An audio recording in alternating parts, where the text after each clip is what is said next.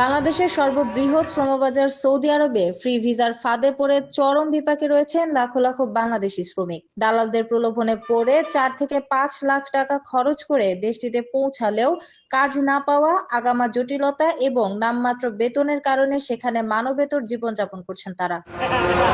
ভুক্তভোগী শ্রমিকদের অভিযোগ, দালাল ও কিছু রিক্রুটিং এজেন্সির মিথ্যা আশ্বাসে তারা সর্বশান্ত হচ্ছেন। অনেক ক্ষেত্রে 3 মাস কাজ করানোর পর মাত্র 1 মাসের বেতন 600 রিয়াল দেওয়া হচ্ছে, যা দিয়ে প্রবাসে নিজের খরচ চালানোই দায় হয়ে পড়েছে। এছাড়া অনেকে মাত্র 3 মাসের ভিসা নিয়ে গিয়ে পরবর্তীতে অবৈধ হয়ে পড়ছেন এবং পুলিশের ভয়ে পালিয়ে বেড়াচ্ছেন।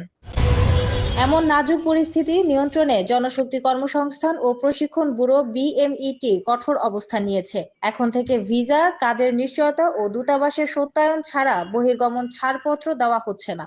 সৌদিগামী কর্মীদের অবশ্যই ভিসার মেয়াদ, বেতন এবং কোম্পানির কাজের পরিস্থিতি নিশ্চিত হয়ে দেশ ত্যাগের পরামর্শ দেওয়া হয়েছে।